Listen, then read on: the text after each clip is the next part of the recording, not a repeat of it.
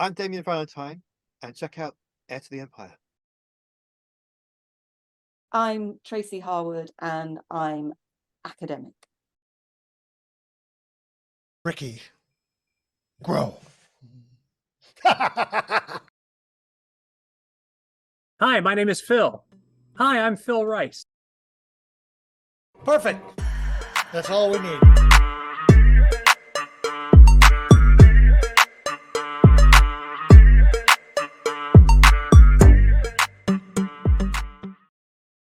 Welcome to, and now for something completely machinima with coffee this time.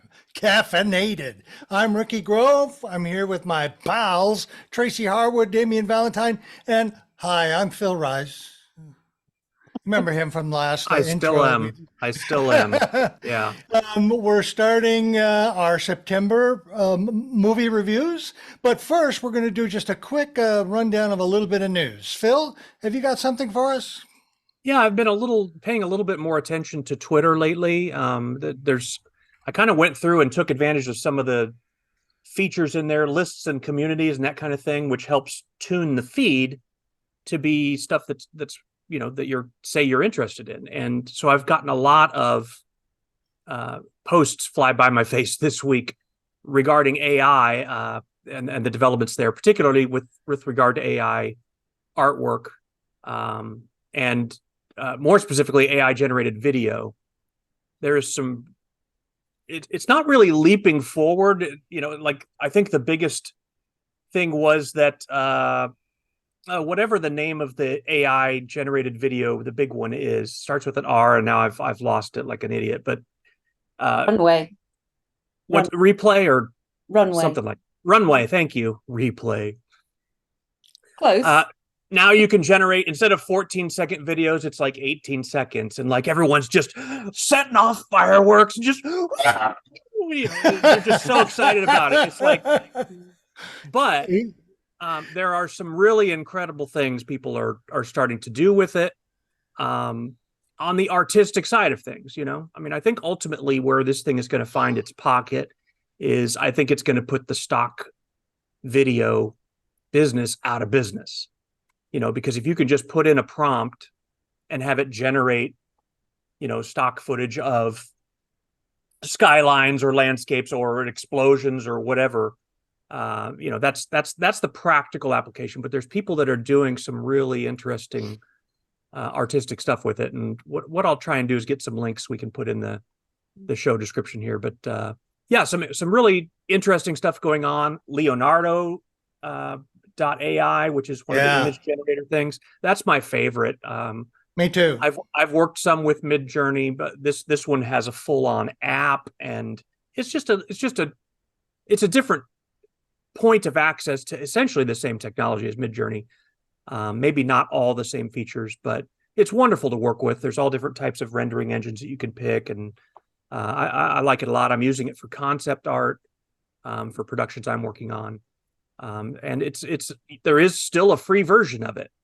So that's probably the looming cloud over all this, is eventually none of this is going to be free anymore. You can still have free access. It's limited, of course, but limited free access to these tools. I hope it stays that way for a long time. Me too. But all of them have a paid upgrade option to either get higher quality renders or faster. You're higher in the queue.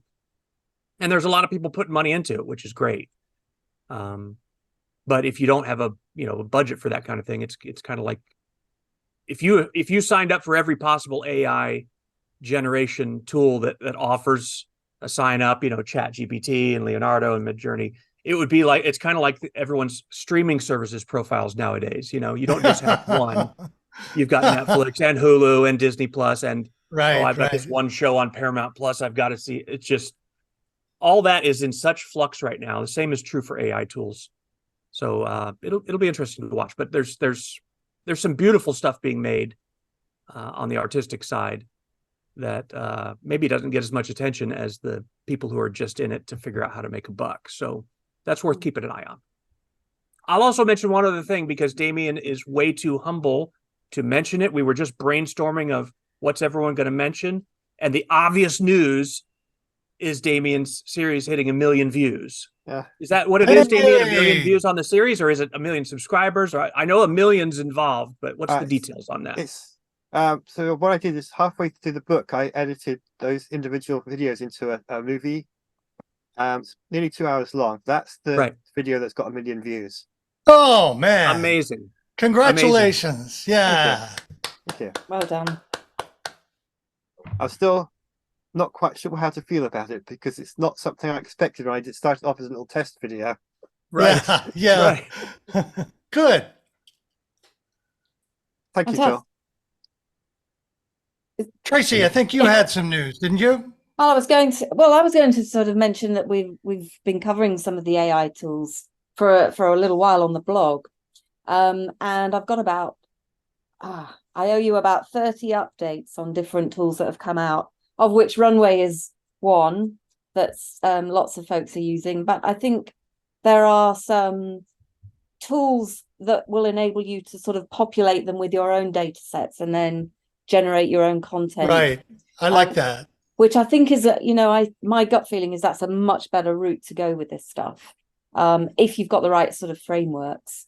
But there's everything from, 2D to 3D image, story generation, to creating worlds, to creating games, to, creating characters, interactive characters, and all of that sort of stuff, which I think it's just a fantastic set of developments for anybody that wants to create. And I think you're really just going to have to do your research and find the tools that work best with whatever workflow you want to develop. Right.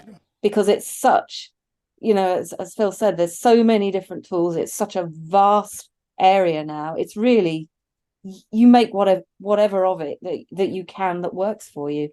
But I think in our machinima world and from our background and perspective on this, I think there's one thing I will say, which is that, however people are trying to sort of say this tool is for that part of the virtual production process, the one thing we've learned over the years is that all these tools conflate that process in order to create new workflows. And I think what we're up against here is this workflow is continually evolving, and bits are going to get chopped out and different bits are going to be added in over a course of a period of time. So I don't think it's a one size fits all.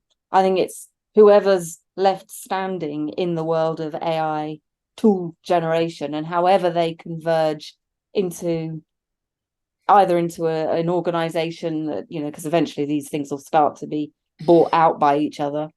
So whoever's left standing, or however you want to use it, and whatever new tool sets are coming through, I think it's whatever you want to do with it, really. It's Well, fascinating. That's a really good observation. Go ahead.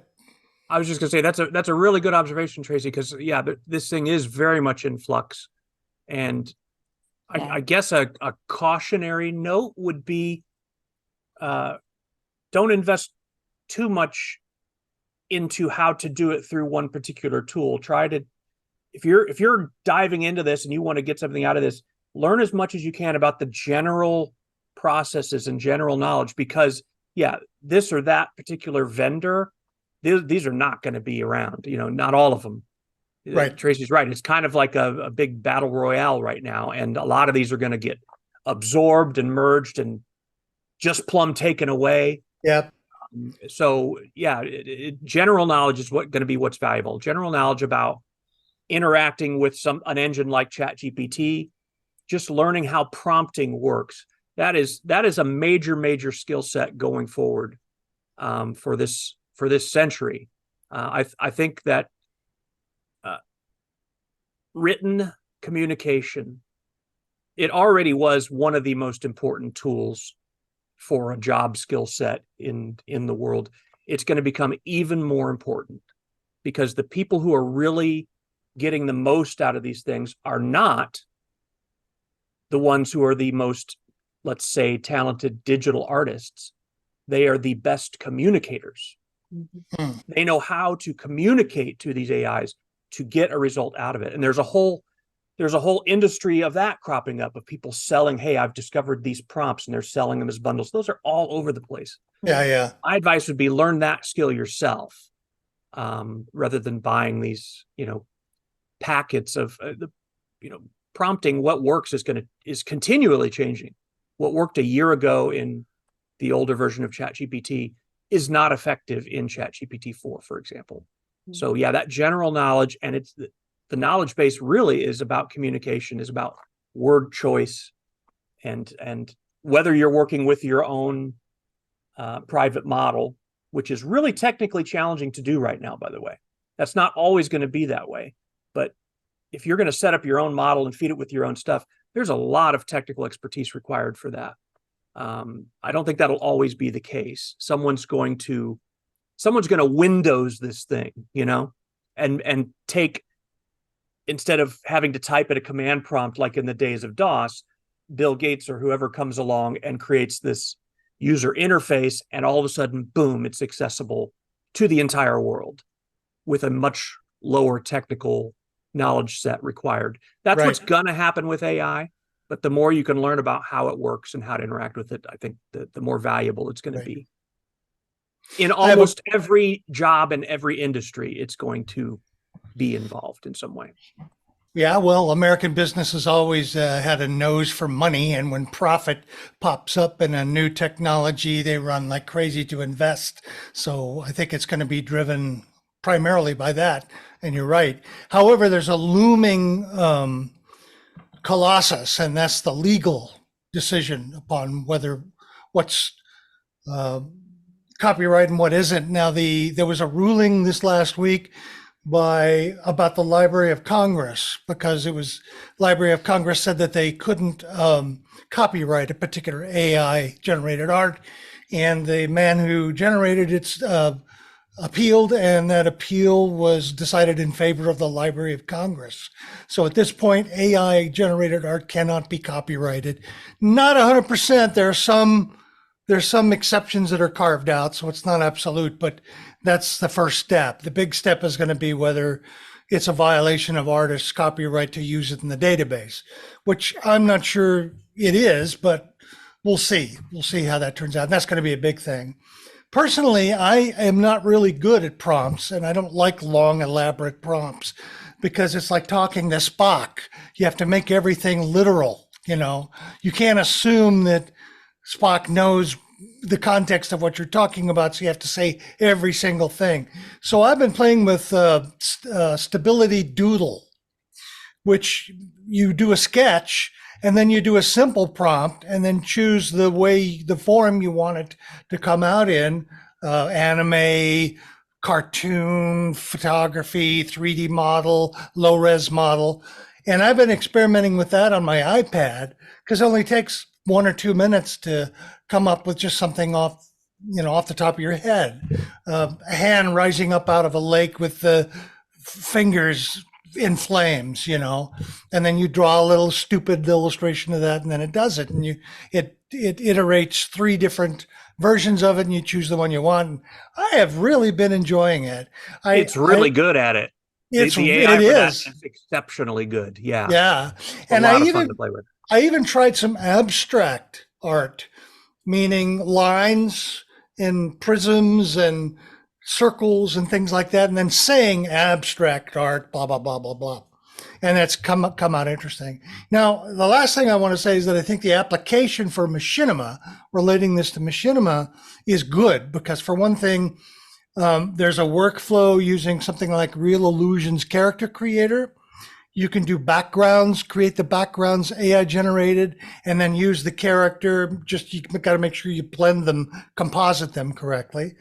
You can also get ideas for characters by running AI generated prompts and coming up with interesting characters, and then using that as a basis to design them in Character Creator. So there's a lot of application for machinima, especially those who want to do creative stuff.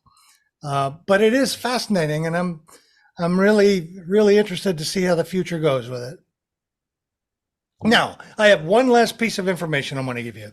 I'm just impassioned about Elden Ring.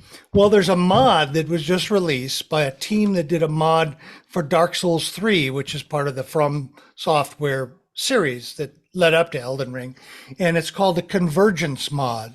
and it takes Elden Ring and it fixes a lot of quality of life stuff. For example, one of the things you have to do in the vanilla version of Elden Ring is when you're out gathering materials in order to craft things that you can use. Well, whenever you see something, you have to go up, click a button to collect it. Well, in the mod, it automatically picks them up. So it saves you time.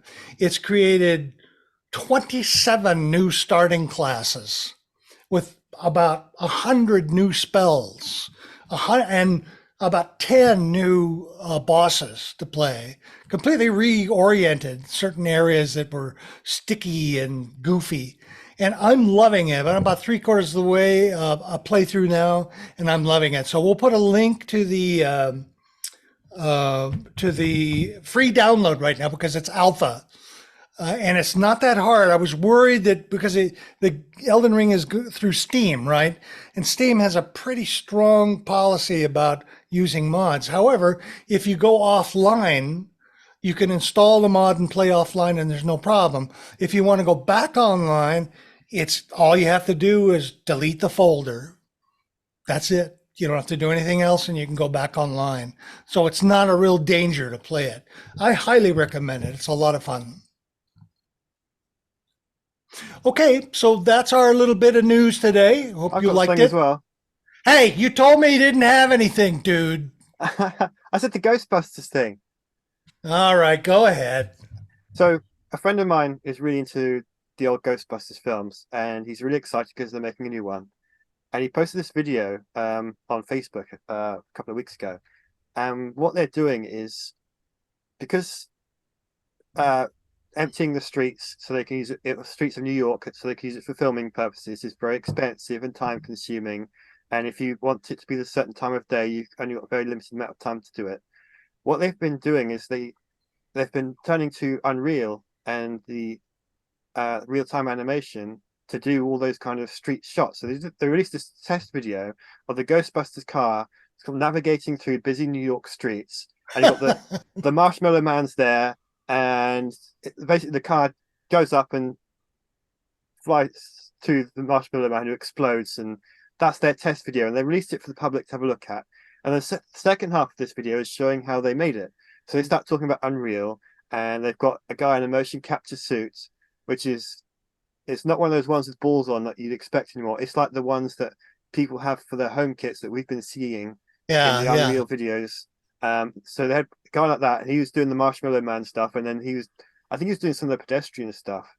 And I think what they were using, they didn't specify it because obviously there's copyright issues there, but I think they were using the Matrix City that we were, that Tracy we were talking about. So they used that as the environment. They modded it with the Ghostbusters car in, and even though what they released is just a test version of it, they're using this technology to produce the actual footage in this film, which is going to be released sometime next year. So I'm excited to see, about it. And when my friend posted it, I left a comment saying, "This is what I do for Heirs to the Empire, except they've got more money."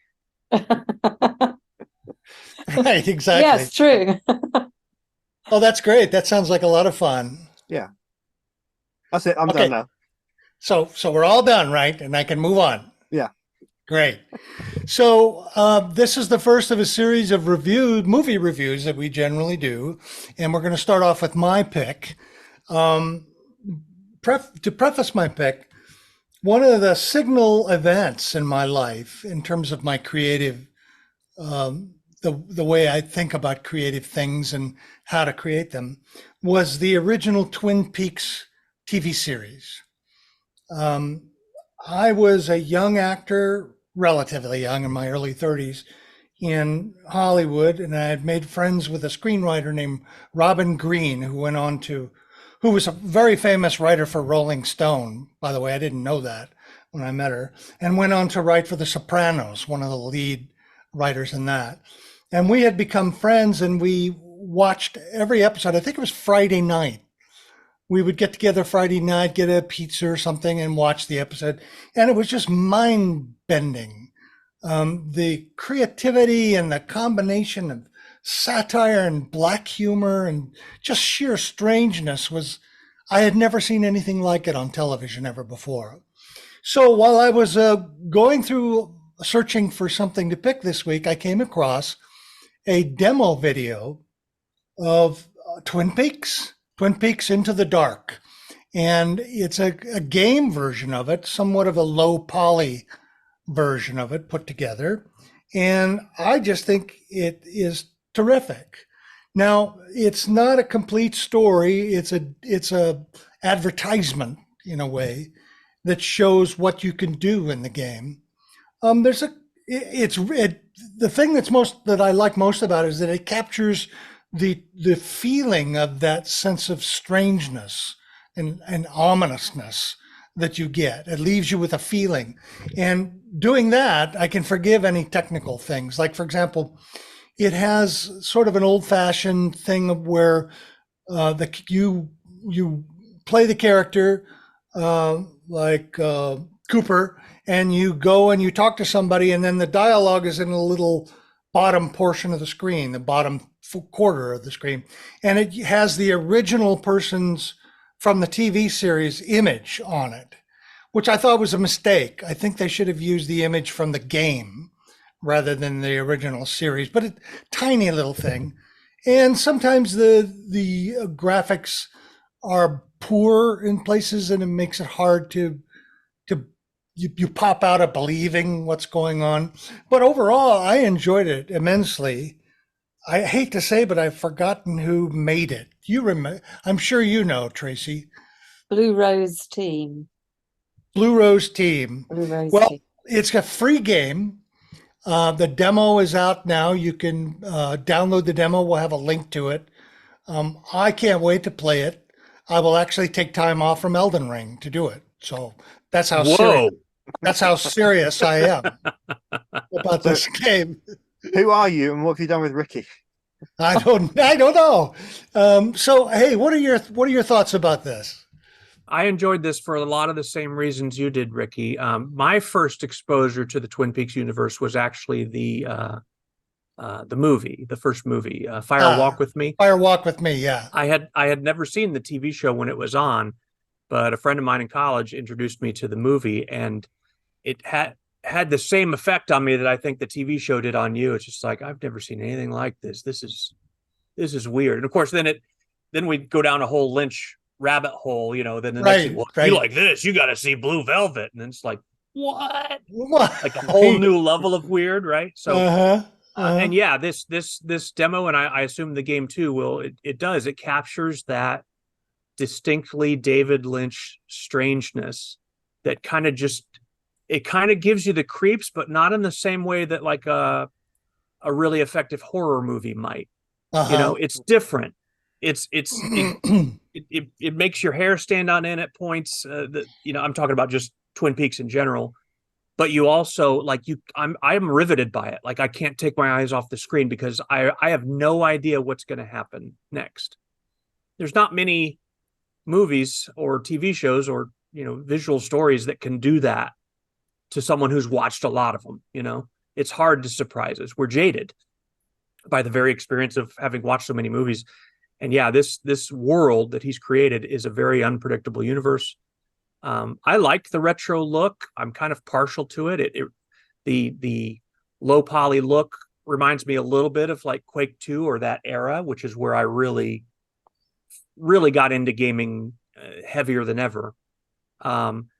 It's interesting though, because there are elements of this. It reminds me a little bit of a game, a demo for a game or a movie made in a game, Ricky, that you picked maybe about a year ago, that was deliberately retro looking. It was this guy was flying a spacecraft through some very low poly universe while talking about something that had happened with his wife's girlfriend. New boyfriend, or something like that, right? That was so good. And that too had a sense of, okay, this is sculpted to look retro, but there's things in it that it's like, well, wow, a retro game couldn't do that. And the thing that stood out to me with this was the character animation. The character animation is very precise. The feet, there's no sliding of feet on the floor, which was very common. We didn't even think about it in the late 90s. The movements are very you know, that was clearly done with modern tools, and yet it's this blocky, almost Half-Life look to some of the characters. Right. But I like that. It'll be interesting to see. I think there's more of a taste out there for that than people think. They assume that it's only old fogies like me and Ricky that will relate to that. But I don't know. You look at a game like, of course, I've found an excuse to bring it up again, but Project Zomboid, which looks like an early version of the Sims 1 graphics. It's still being actively developed today. It's got this huge fan base, people playing it. And it's not because it's pretty. It's not a pretty looking game at all. So, and there's all kinds of indie games like that are out there that are not going for cinematic realism. And yet, because the gameplay is engaging enough, it's finding its audience. So I think this game's got a good chance of doing really well. And I don't know. I may pick up the game. Just I want to see more of this. Cool. It's Tracy mentioned before the show that there's a nostalgia thread that runs through some of that, and that's definitely true for this one, but not in a cheesy way. But just those iconic red curtains in the room and stuff. It's just, and the weird jaggedy floor. It's in the thumbnail too. Yeah. It just takes me back to these unforgettable first time I've ever seen someone do that type of scenes. Literally. That Twin Peaks delivered. You know, the whole backwards thing was just brilliant. And you know, it's been imitated so often now that sometimes people forget where that came from. But when he did it, nobody had ever done that. Yep. It was creepy and it was weird, and it was in the era of when backmasking was all the satanic rumors about backmasking were at their peak, and here he uses it in this artistic way and leverages that creepiness that the culture has infused all of us with when hearing that backmask talk. Oh, it's just wonderful. That's just one example. So, and of course, Kyle MacLachlan's character, he was just brilliantly weird in that story. And too many things to name. I could go on for an hour, but yeah, I loved it. I'm glad you picked this. I didn't know about this game, and I'm glad you let us know about it. Cool. I'm gonna boy. Well, do you want me to go, or do you want to go? Sure, go ahead. Well, me. Yeah. Yes, you, Tracy. Sure. I have to say, in the 90s, I was steeped in worky stuff, and this whole thing passed me by. So I've come at this with not the same nostalgia for it that you guys have, and certainly not the experience of it. In fact, I've never even watched this, the original Twin Peaks. So I come at this with a clean slate. So bear with me. I had to do the background side of this as well. So, well, it makes sense, Tracy, because I think this is one of the only television shows in the last 40 years that wasn't first made on BBC television and then America copied it. This one actually originated here. It did originate in the 19. Why you wouldn't have seen it? Yeah. Well, I did. I was actually in the States during that period of time. However, anyway, 1990s it was launched. 1990, as far as I can see, classic TV series by Mark Frost and David Lynch. Originally premiered in 1990, so it's pretty old. It's been designed though as an early Sony PlayStation 1 game, this kind of what they call this fat controller thing. So it was designed for or in theory designed to be played with that DVD player, which wasn't ironically actually launched until the mid 1990s. I think it was launched in December 94. So you've got the homage to the series, but for a retro gaming period that was a little bit later. Now, I don't know about the films, or not. I don't know what the dates of the films were, but so there's that to sort of. It was early 90s. It's early 90s, so it's all about the same sort of time. But the game PlayStation was a little bit later. And these guys, it's been created by a guy called Lucas Guibert and Jean Manzoni, who are French game developers behind this indie studio Blue Rose team, and they're based in Montpellier and Toulouse. Now, Jean has previously worked for DigixArt and has produced or has been on the production team for a game called Road 96, which launched a couple of years ago, and it has a kind of similar retro-ish kind of adventure style to it as you've got in this, I think.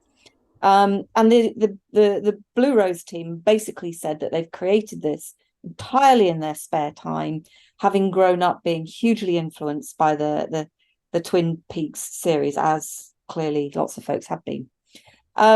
It's a full game that's in development, and as I understand it, their intention is to release it as a free game, and as an unofficial tribute to the original series. So not the films, I think, but the series. And obviously a style of it is this sort of survival horror game reminiscent of Silent Hill and Resident Evil. And as I understand it, also includes a lot of footage from the show, which is interesting, because quite a few of the folks that I've found reviewing it are purposefully not including screen caps of the content of this demo in their reviews. Now, this first demo apparently covers the events of the Special Agent Cooper and his arrival at Twin Peaks and his first encounter with Laura Palmer and the Black Lodge. So it's that kind of part of the beginning part of it. And as I understand it, it's been designed to specifically recreate the unique atmosphere of the show from the various sort of comments. And from those, I think what you can see is that for many people, it appears to achieve what it set out to do. But what's interesting here is that it's been primarily promoted by word of mouth online. A couple of French creators hitting an American market, primarily from what I can see of it. And it's been picked up already by such game review sites as Polygon and also the horror games community, which is huge. And I'm sure, Ricky, that's one that you're tapped into as well, with Lisa and whatnot. And so far, as I understand it, it's been downloaded around 11,000 times, only having been launched a couple of weeks ago, literally, as we sit here and talk about it. That's great. Which is astonishing, I think. And some of the reviews of it have been viewed in the tens of thousands of times, so 20, 30, 40,000 times. So it's obviously tapped into a really big market for its interest, I suppose. I have to say, I'm a little surprised that it has got such a large audience, given that I think what it is kind of a quite niche conflation of these two markets, really. One for these 1990s TV show and the other for the PSX game. So it's clearly tapping into some form of nostalgic community that transcends different fan-based content. Like you said, Phil, it was reminiscent of Quake 2 for you as well.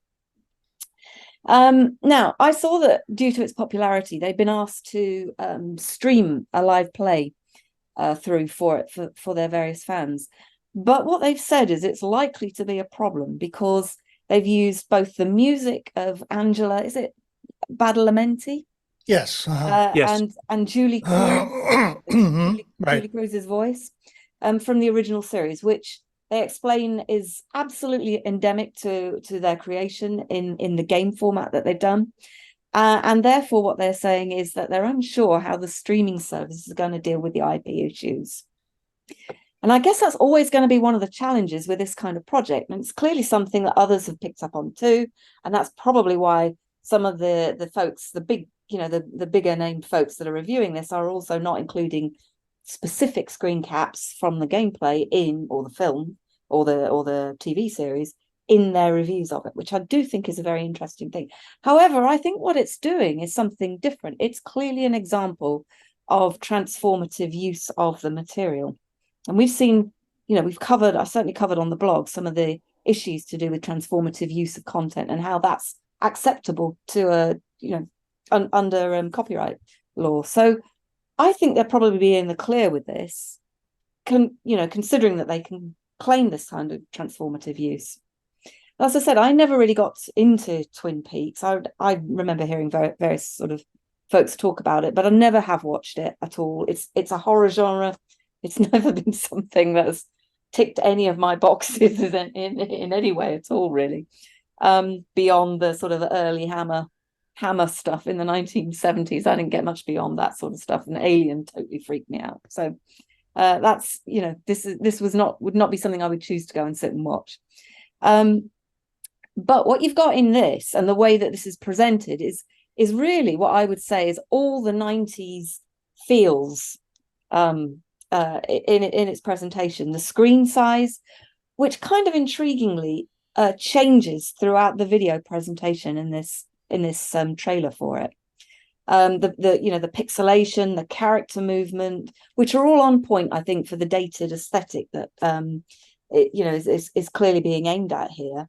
And to give you an example of that kind of aesthetic, do you remember the bit where Laura Palmer's hair is being, or it's sort of laid out at the back of her head on this gurney or whatever, and her hair is actually part of the sheet, because of course in those days they didn't have meshes, so sort of that, and various kind of low poly assets, and the text on the screen and the way that you can kind of move through it are all on point for recreating the feeling of a 90s game. I think it's been described in the various media channels that have picked up on it as the game the show should have made but never did, despite the fact that the show was apparently that show has also inspired numerous other games, I think, including ones called Deadly Premonition, Alan Wake, and Kentucky Route Zero. I don't know if you've ever played the last two I've played, and okay. Yeah, that's definitely true. Okay, and then of course the music in the video is from the show, but beyond that, I'm afraid I kind of struggle to comment. It's dated looking, its retro style is clearly appealing to this target audience, and I suspect it's absolutely tapping into a core of fans that are very much demanding this kind of content. And I think it's that retro movement that's so fascinating in terms of what you're showing us here, Ricky. It's a great pick from that point of view.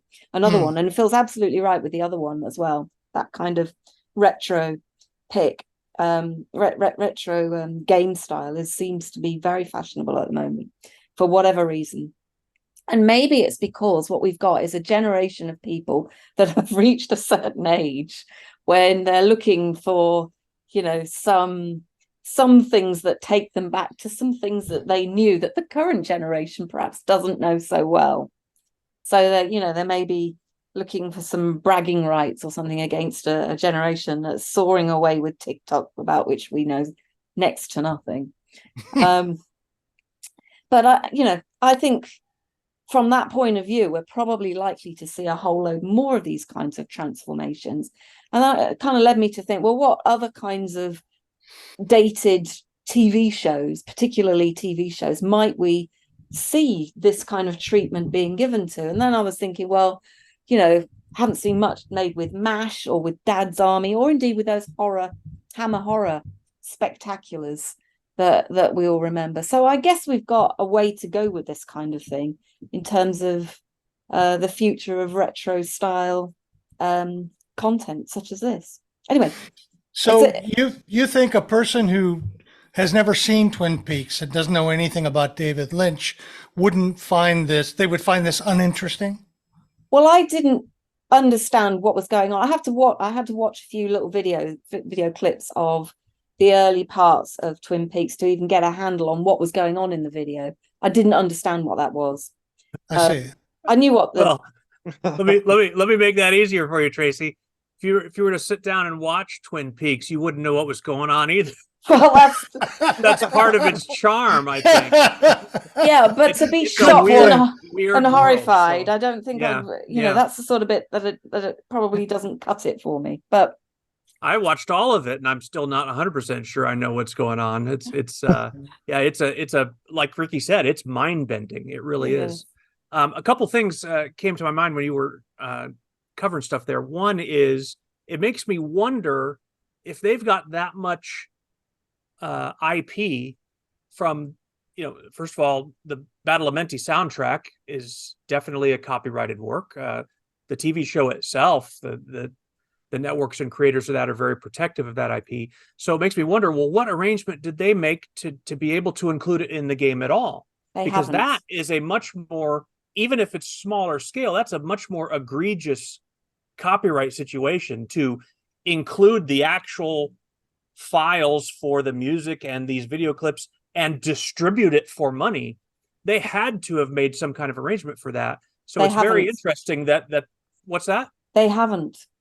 Not, and they openly say that they haven't. There's no official relationship whatsoever between what they have created here and the original. So they could be on. Boy, that's a gamble, Yeah. It could be that the only reason the game is allowed to be is because It's the free. right or wrong person hasn't noticed yet. That's very scary, I would think. Well, for how much they've invested into development of this. And I think, when you're talking about tens of thousands of people downloading it and promoting it, it's not going to be long before. Yeah, of course. Right.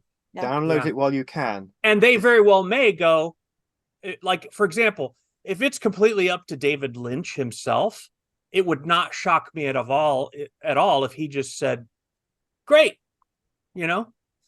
but usually the creator and writer isn't the one making those calls. It's somebody at a desk somewhere in a legal department. So I certainly hope for the best for him on that. The other thing that I thought about too was this question of the appeal of these retro games. It is an interesting one. How in the world do we explain the persistence of a game like Minecraft, which was built with a very deliberate primitive look even when it was built? And that's way more than a decade ago. And it's still one of the most popular games in the world. You've got, there's so many others. And what I can't help but wonder is if any of the reason for there being a market for that is economics related, in that, people who are, let's say, firmly middle class can afford the latest NVIDIA card to play Elden Ring or the latest Rockstar Games thing or whatever. But there's a whole lot of people who don't have those kind of resources, who are still using older computers or just can only afford inexpensive computers. And those can run Roblox and Minecraft and Project Zomboid and probably this. So I can't help but wonder if that's a part of it, is that there's a whole segment of the gaming community, let's say, that if all games were at Elden Ring level, there would be far fewer gamers, because it requires a graphics card that, I think nowadays you can get for several $100s, but when there was the NVIDIA crisis, it was well over $1,000 just for the card. Yeah. And then you've got probably another $800 to $1,000 for the PC to support that card. And so I wonder, it'd be interesting to see a demographic study because not everywhere in the world, I think it's mostly in the West where there's a significant audience of people who have that kind of disposable income, like me, like you, like us. But there's a lot of people who wouldn't, let's say, qualify for that in terms of being able to afford that hardware. And these games are appealing for them because it can run on, this and Minecraft and Roblox, it can run on anything. It can run on Windows XP machines with old Intel pre-core processors. It's amazing. So yeah, I wonder if that's part of it. You also make me think that perhaps another reason why it's appealing is that it's story-based instead of fighting-based. A lot of very AAA games are all about fighting. Get your sword, get your gun, get your ray gun, get your device, your tank, whatever, and fight. Well, I think there's a lot of people who are just not interested in that, and they want to follow a story. And this demo is not about fighting. It's about trying to unravel this strange murder mystery. And that may be part of the appeal as well. I agree. Yeah. 80s and 90s, a lot of games were much more emphasis on story. I mean, there was a whole genre in the 80s, interactive fiction, which was just text. And it was some of the richest storytelling you can imagine. It was like being slipped into a novel. It was wonderful. And yeah, the 90s, same thing. The whole adventure game genre was huge. Yeah. King's Quest and things like that. It made PC gaming stand out from, if you go to the Coin Arcade. The Coin Arcade was a lot of shoot 'em ups and kind of mindless moving of pixels. You could get that there, but the PC could do something that engages you on an intellectual level. Yeah. And yeah, you're right, Ricky. That's evolved and changed over the years. Maybe, frankly, id Software is probably responsible for a large part of that. Right. I don't think any one of their games has a decent story to it. It's really just about how to blow crap up. Mindless shooting and killing. Which is fun, but doesn't scratch the same itch as something like this. I remember Myst was the first game that I had played that was based on eerie atmospheres and games and puzzles and odd characters and making moral choices and everything. So I think that's part of the appeal as well. Yeah. Damien, why don't you close us out with your comments on the Twin Peaks demo? I got to try and follow all of this discussion. I was actually quite entertained by your timing of this because recently I mentioned one of my friends was talking about the show Twin Peaks, and I said, well, I haven't actually seen it. So she insisted that I have to watch it. So we're 3 episodes into it. So it's given me enough to get a feel for the series. Oh my God, it's so like, you know exactly what's going on now, right? Yeah, I got all the answers. You remember in Alice in Wonderland before she goes into down the rabbit hole? Yeah, you're before you go down the rabbit hole. Good. So I'm looking. I can't wait. I'm looking forward to this journey, and it's already getting a little bit weird. But she did warn me it gets really. It goes really far. Oh boy. Here. But just those 3 episodes kind of gave me a feel for what's going on here in this video. So I understood the context a little bit. And when I watched, I thought, this is someone who's obviously a fan of the TV show and was a fan of sort of mid-90s video games and decided to make a fake trailer for a game that doesn't exist. So I didn't realize until after I watched it, no, they've actually made the game as well. Because I thought, well, it kind of makes sense, because if they were going to make a video game based on the show, it would be when the show launched. It'd be several years later, because you've got the development time, but also the time for the series to really take off and gain popularity, and as someone say, let's make a video game out of this. So I felt like that was right, and the retro style works with that feeling, and I did like going back to that retro style video game as well. It kind of brought back memories of other games I've played around then. And, we've been talking about the appeal of these retro style graphics games. As far as it is, just the nostalgia of it is, and because the bits are missing, because the graphical quality is not there, it kind of encourages you to use your imagination to fill in the gaps. Good point. You get some really stunning looking video games now, but everything's done for you. There's nothing wrong with that. It looks great and it's really fun to watch and all that. But sometimes if you have the bits missing, it forces you to imagine the rest of it yourself. And I think there's an appeal for that as well, because it's good exercise for the brain in a way. And I think that's part of the appeal for it. I certainly play a lot of retro games because of that. And I think this kind of works with that as well. I mean, if they wanted to, I'm sure they could have made photorealistic characters that look exactly like the actors from the show, right? And all the environments would be photorealistic. You feel like they're really there, or if they really put their love into it, they could have people thinking, is this lost footage from the TV show that was never shown? But no, they went for the retro style. I think that was a good choice because it works really well for all of this. So it's a good pick. That's great. Thank you. Well, I urge anybody who hasn't seen the original Twin Peaks TV series to do so. It is quite an experience even today.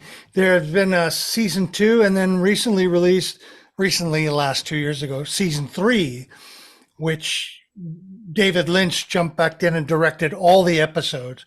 So season 2 is not so hot because it had multiple directors. Season 3 was all David Lynch, and it goes right back to the strange and eerie stuff that you had in the season 1. In fact, there's one episode of it that has an atomic explosion that was recreated as part of the the episode that was just absolutely mind-boggling.